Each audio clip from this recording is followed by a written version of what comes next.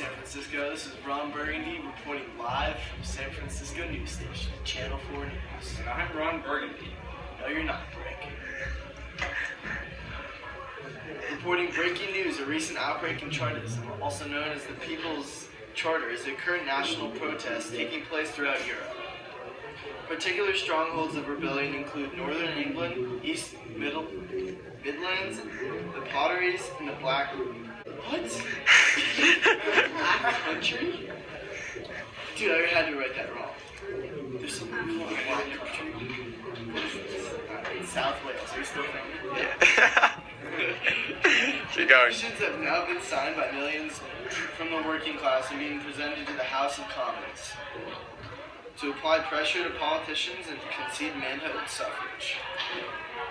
Chartism has relied on constitutional methods to secure its aims, however, in some rebellions in Wales and Yorkshire, it has become involved in insurrectionary activities. Now, Rick, what exactly are the people protesting for? And is it to make the political system more democratic or not? Well, Ron, the people of Europe are protesting for an expansion of national economies, and the Industrial Revolution is beginning to synthesize those ideas.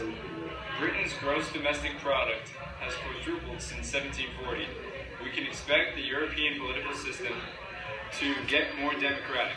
That appeals to be one of the main goals of this societal reform.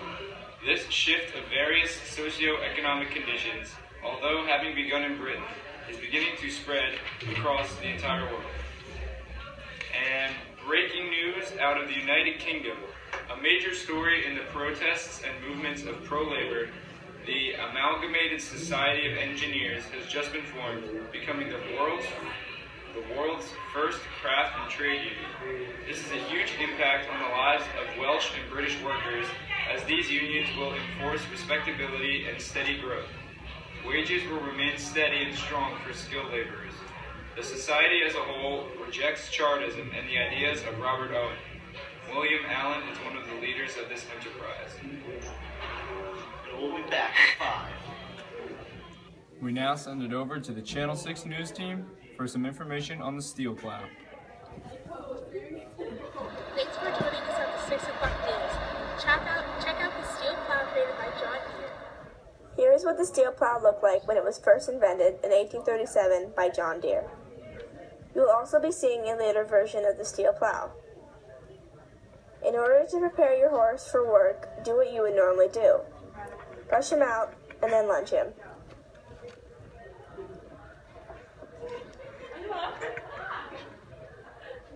Now that he's ready, you can hook him up to the plow.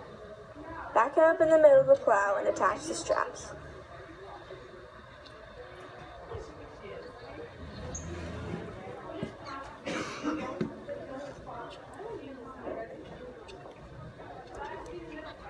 Now that he's hooked up, it's time to start plowing.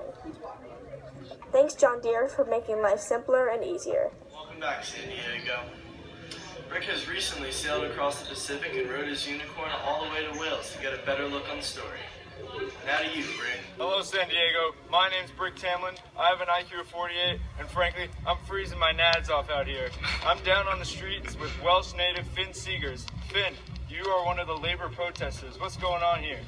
Right now, we're trying to battle with the man, and we're not winning. We need more people to come out and help support our cause. It's freezing, but we're doing it either way. My family's starving, and we're still fighting through. How has the industrialism affected your lifestyle?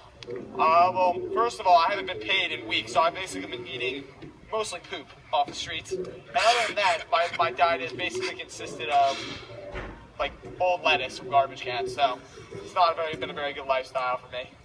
So what are you guys hoping to accomplish with these protests? We're hoping to get equality in labor and get some economic progress for the lower class, which we don't have right now. We're still fighting. Well, you heard it here, San Diego. Finn Seegers. Thanks for that, Rick. I'm here tonight with Ryan Fantana as we wrap up tonight's newscast.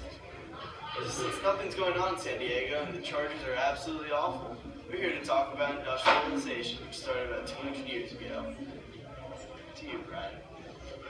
Okay, so a couple of the big differences that happened during the industrialization was hand production changed mainly to machinery, and the use of water power and steam power really developed during this time period. Come on, more mature than that. And the developing of machine tools, which really advanced this time period.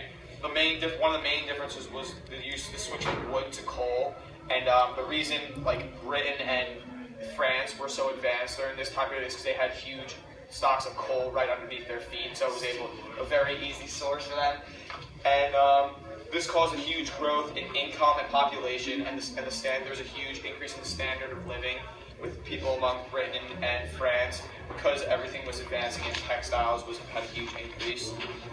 Some of the most important advancements of this time period were textiles and steam power and iron making. And lastly, the Watt steam engine really propelled this industrial revolution through, and this was mainly because that used coal, and that's why with textiles it was able to increase straight out. Look who decided to show up.